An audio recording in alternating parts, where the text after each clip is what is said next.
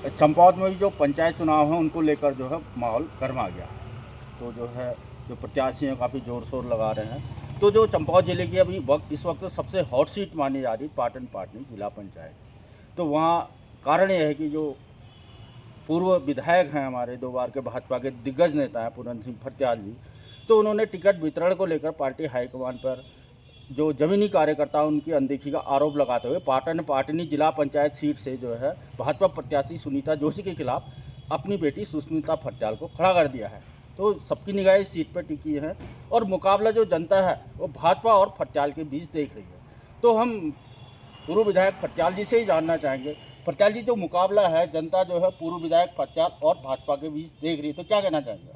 देखो, जब चुनाव होता है तो मुकाबला की बात भी आती है और निश्चित तौर पे इस चुनाव में कहीं मुकाबला भी नहीं है, क्योंकि ये सीट जब यूपी में पंचायती राज एक्ट लागू हुआ था तो 1996 में पहली बार इस पाटन पाटनी क्षेत्र से जो चुनाव हुआ था उसमें करीब 10-12 प्रत्याशी थे और तमाम भाजपा कांग्रेस यूकेटी के थे। एक मैं स्वतंत्र प्रत्याशी के रूप में मैं खुद उस टाइम पर प्रत्याशी था।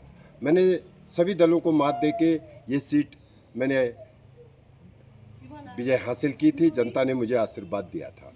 फिर दूसरा चुनाव 2003 में हुआ था और 3 में भी मैं भाजपा कांग्रेस सभी दलों के एक निर्दलीय स्वतंत्र प्रत्याशी के रूप में रहा, तो उस टाइम भी मैंने बड़ी जीत हासिल करी। भाजपा और कांग्रेस अन्य दल कहीं टिके नहीं। जब उसके बाद तीसरा चुनाव 2008 में हुआ, वो जनरल सीट थी, मैं खेती कान में चले गया था तो मैंने सीट छोड़ दी थी। हमारी मैडम ने जो है हमारी श्रीमती जी ने वहाँ पर चुनाव लड़ा और एक संयुक्त मोर्चा बना उस टाइम पे, भाजपा कांग्रेस यूकेडी और जो वर्तमान में जिनकी धर्मपत्नी अभी प्रत्याशी है उनके पति, वो मात्र 130-34 वोटों से इसको एक सख्त मोर्चा के रूप में विजय, और उस टाइम मेरी यहाँ पर प्रेजेंट ही नहीं थी और मेरे ना होने के कारण उनको किसी कारणवश से सीट गई। उसके बाद फिर 2014 में चुनाव हुआ, फिर हम करीब 6-7 प्रत्याशी थे और ये खुद जो वर्तमान में प्रत्याशी हैं ये इन्हीं के पति सचिन की माताजी और हमारी पत्नी मैदान में थे। तो हमारी मैडम लगभग 2000 वोटों से जीती, उनको 3500-3600 मिले थे और जो अन्य प्रत्याशी थे 5, वो लोग अपनी जमानत भी शायद नहीं बचा पाए, 1500 से ऊपर 1000 कोई वोट नहीं लाए। और उसके बाद 18-19 में फिर एक चुनाव हुआ था, वो भी रिजर्व था हमारे यहाँ के, जिसको हमने समर्थन किया, वो जीता। 5 चुनाव इसमें हुए हैं, 4 चुनाव मेरे नेतृत्व, जब एक चुनाव में अब्सेंट होने के कारण हम इसको 100-125 वोटों से लूज करे, लेकिन 4 चुनाव मेरे नेतृत्व में हुए और 3 बार मेरे घर में, 1 बार एससी सीट थी। तो वर्तमान चुनाव के बारे में क्या कहना चाहेंगे जो अभी परिस्थिति है? अब वर्तमान में देखो, आप साफ जानते हैं कि कहीं चुनाव में कहीं ऐसा नहीं है। देखो, चुनाव होता है, दूसरा प्रत्याशी को भी नज़रअंदाज नहीं करना चाहिए, लेकिन जो ज़मीनी हकीकत है, ये सीट में हम 35 साल से लोगों के काम करते आए हैं, उनके दुख दर्द में करते आए हैं। मैं विधायक तमाम काम हमने कराए हैं। उससे भी अगर हट के देखा जाए, जो वर्तमान में जो 2 ही प्रत्याशी हैं, उन प्रत्याशियों पर जब कंपैरिजन हो रहा है तो जनता कह रही है कि यहाँ पर एक नेतृत्व अगर जो करेगा तो एक पढ़ा लिखा क्वालिफाइड आदमी जो सक्षम हो, उसको किसी सहारे की ज़रूरत नहीं हो, उसको पति की ज़रूरत ना हो, उसको पिता की ज़रूरत ना हो, ऐसा कैंडिडेट यहाँ के लोग चाहते हैं। ऐसा हमने मैदान में उतारा है। जो हमारी पुत्री यहाँ पर चुनाव लड़ रही है वो अपने आप में सक्षम है और उसका जो प्रदर्शन रहेगा जनता के बीच, जब किसी भी गांव में जा रही है उसको हाथों हाथ ले रहे हैं और हमारे किए हुए कार्य तो उसको लगेंगे। हमारी परंपरागत तमाम सीट थी उसका लगेगा, लेकिन जो तमाम लोगों ने षड्यंत्र के तहत इसमें एक जो आदमी अपनी जमानत है उसको वहाँ मौका दे रहे हैं और जो आदमी सिटिंग एक तरफा विजय होने के बाद उसको दरकिनार कर रहे हैं, इसकी भी पीड़ा जनता को। और बिसिंग क्षेत्र से हर हमेशा 5 और 6 कैंडिडेट, जहाँ पर 6000-5000 वोट एक मुफ्त पड़ता है, तो वहाँ पर हर हमेशा 5-6 कैंडिडेट होते, तो उसके बाद भी मैं इस सीट में काबिज रहता था। आज लोगों ने कहा कि हमारे नेता को कमज़ोर कर रहे हैं तो हम कोई खड़ा नहीं होंगे, केवल हम पूरन सिंह के साथ खड़े होंगे। तो इसलिए आज तो एक तरफा ये चुनाव है, चुनाव एक फॉर्मेलिटी है, लेकिन जो प्रत्याशी हैं उनके साथ ऐसे लोग लगे हैं जो 2022 में मेरे को हराने में रहते हुए भाजपा बड़ा योगदान रहा। इसी के कारण मैं चुनाव लड़ रहा हूँ। मैं तो चुनाव लड़ भी नहीं रहा था, बीच में मैंने लोगों को ऑफर भी दिया कि इस कंडीशन पे अगर आप चुनाव लड़ते हैं तो मैं बशर्ते उनने हमारे प्रतिद्वंदी के पास न जाने के, इसी कारण हम चुनाव लड़ा। हम राजनीति में आए हैं, बहुत संघर्ष से आए हैं और इस सीट में अपना कहने मतलब जो जनाधार है वो जनाधार के रूप में मैंने देखा। यहाँ का हर बच्चा माता पिता मेरे को अपना बेटा मानते हैं, अपना सहयोगी मानते हैं। हर आदमी हर हमेशा आशीर्वाद देते हैं और निश्चित तौर पे इस बार तो एक इतिहास रचेंगे, क्योंकि उनको जो मेरे प्रति एक राजनीतिक तौर पर मुझे कमज़ोर करने के लिए, यहाँ के लीडर को कमज़ोर करने के लिए जो पार्टी या अन्य दलों ने षड्यंत्र रखा है उसका पर्दाफाश हो और पार्टी को भी एक ऐसा संदेश जनता देने वाली है। वो तो जिस दिन मतदान हो जाएगा उसके बाद मतगणना होगी, सबको पता चल जाएगा। अभी तो देखो ये चुनाव है, चुनाव एक प्यार मोहब्बत से। तो विधायक जी एक प्रश्न और बनता है, जो पाटन पाटनी जिला पंचायत सीट है, आप भी जानते हैं कि हॉट सीट बन चुकी है, तो जो है भाजपा की भी नाक का सवाल ये बनी हुई है और आपकी भी नाक का सवाल बनी है। अगर ऐसे में पार्टी आप पे दबाव डालती कि आप अपने कदम पीछे खींच लीजिए, तो आपका कदम क्या होगा इसमें? देखो, जब किसी की ताकत को नज़रअंदाज कर उसे कमज़ोर किया जाता है, हम उन लोगों में नहीं हैं। भाजपा कांग्रेस को हम लगातार यहाँ पर जो उनसे संघर्ष करके हम यहाँ आए हैं, किसी की बदौलत नहीं। भाजपा कांग्रेस जब तक मैं इंडिपेंडेंट था कहीं टिकती नहीं थी। आज मुझ पर दबाव चलने वाला नहीं है। मैं वो व्यक्ति हूँ, अगर दबाव चलता है मुझसे पहले रायशुमारी के बाद अगर बात रहती तो बात होती। अब बात इतनी आगे चली गई है, अब भाजपा को भी अपने अस्तित्व बचाना है और हमें भी अपनी लड़ाई लड़नी है। मुझे लगता है, मुझे पूर्ण विश्वास है कि भाजपा अपना अस्तित्व इस सीट में नहीं बचा पाएगी, चाहे पूरी ताकत लगा दे। मैंने उनके साथ एक नहीं तीन चुनाव लड़ा है, 3 के 3 चुनाव मैंने उनको पराजित किया है। आप भली बात जानते हैं, जब से मैं भाजपा में आया हूं, भाजपा की ताकत लोहाघाट विधानसभा में तब से बड़ी है। उसके राज्य बनने के बाद यह एक पूरन सिंह की ताकत हुआ करती थी या कांग्रेस की ताकत हुआ करती थी।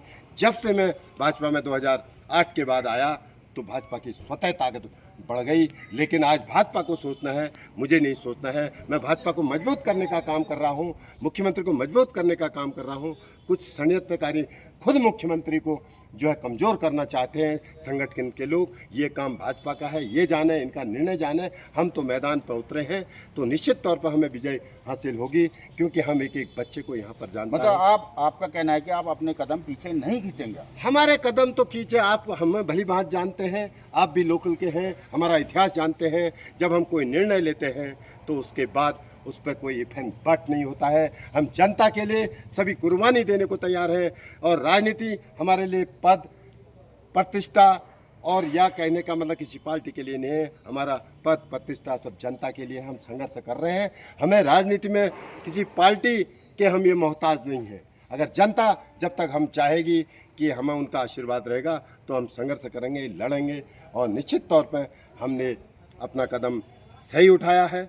और सिटिंग जिला पंचायत हमारी पत्नी वर्तमान में एससी थी, उससे पूर्व में लास्ट जो जनरल चुनाव हुआ था हमारे घर को वो सीट थी और एक तरफा हम सीट को जीते थे 5-5, 6-6 आदमी पे, कि जो आज तक इस सीट को इतने अंतर से कभी नहीं जीती। हमारी पत्नी जीती थी, उसके बाद लास्ट चुनाव जनरल हो रहा है। उसको नज़रअंदाज एक षड्यंत्र के तहत पूरन सिंह को कमज़ोर करने के लिए भाजपा ने ये चाल चली, तो पूरन सिंह कमज़ोर नहीं होगा, निश्चित तौर पर इसमें भाजपा कमज़ोर होगी। ये सोचने का प्रश्न भाजपा को है। विधायक जी एक प्रश्न और ये भी बनता है, इस चुनाव के बाद पार्टी जो है आपकी जो है आपको बागी जो है माना जाएगा, तो पार्टी जो है आप पे शायद कोई कड़ा कदम उठाए या कोई कार्रवाई करे, तो फिर अगला कदम क्या होगा? 2027 विधानसभा चुनाव भी नज़दीक है महोदय, क्या कहना चाहिए? देखो, ये कदम पहले देखो, जिसने उठाना है वो उठाए। हम तो हर चीज़ के लिए तैयार हैं। हम बैकफुट में जाने वाले लोग नहीं हैं, संघर्ष करने वाले लोग हैं। हम शायद हो केवल लोहाघाट विधानसभा नहीं, हम पिथौरागढ़ के भी लीडर रहे हैं, उत्तराखंड के भी लीडर रहे हैं। जब उत्तराखंड आंदोलन हुआ था तो पिथौरागढ़ में मयूख मेहर, यहाँ पूरन सिंह, कुछ ही पर्सनालिटी हुआ करती थी। उस टाइम हम लीडर हुआ करते थे। आज पार्टी की वजह से हम चुप है, पार्टी को हम कमज़ोर करना है, वो तो बात के निर्णय है क्या होगा, लोहाघाट विधानसभा का नहीं है, उत्तराखंड के अस्तित्व की लड़ाई भी हम लड़ सकते हैं। हमने 35 साल की राजनीति, जल, जंगल, जमीन, राज्य आंदोलनकारी में रहा हूँ। जितना संघर्ष उत्तराखंड में जो शराब विरोधी लोगों के उत्पीड़न महिलाओं का होता था, उसका संघर्ष मैंने किया है। स्कूल, पानी, बिजली का संघर्ष मेरा इतिहास यूपी के टाइम पे देखा तो मैंने किया है। मैं संघर्ष करने वाला हूँ। इसके पत्ते हम अभी नहीं खोलेंगे।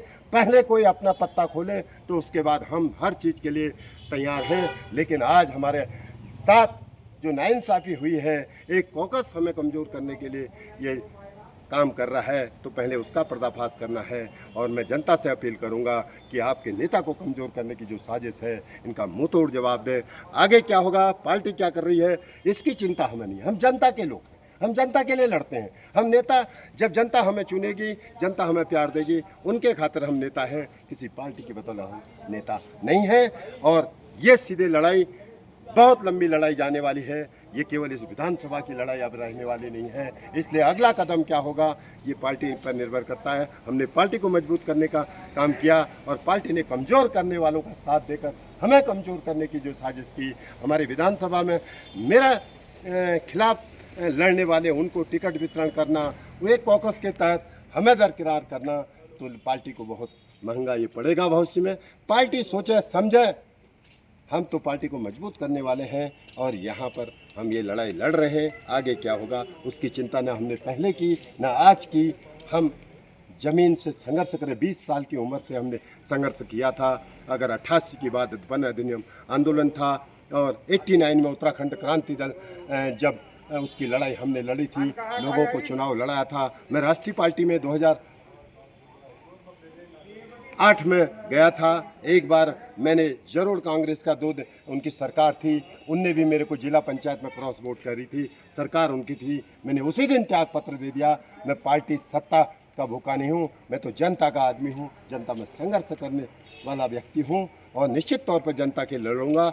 और जब तक राजनीति करूँगा तो जनता के लिए लड़ूंगा, जनता का आशीर्वाद लड़ूंगा और किसी के परिक्रमा में मैं राजनीति करने वाला व्यक्ति नहीं हूँ। और ये सीट का जहाँ पर सवाल है, इस सीट पे पूरी ताकत भी कोई लगा दे तो जनता हमारे साथ है और जनता की ताकत को कोई पीछे करने की किसी को हिम्मत नहीं है। निश्चित तौर पर अभी कितनी अफवाह चढ़ा दें, कुछ लोग जो वोटर नहीं हैं वो उनके टेम्पो बढ़ा रहे हैं कि फला फला का टेम्पो है, वो तो जनता बताएगी। जो मतदाता है वो 24 तारीख को जब मतदान होगा और उसके बाद 30 तारीख को जब मतगणना होगी तो रिजल्ट जनता के सामने होगा। और मुझे आशा है, नहीं पूर्ण विश्वास है कि जितने मैंने चुनाव लड़े उससे भी ज़्यादा अंतर से हम जीत के आएंगे।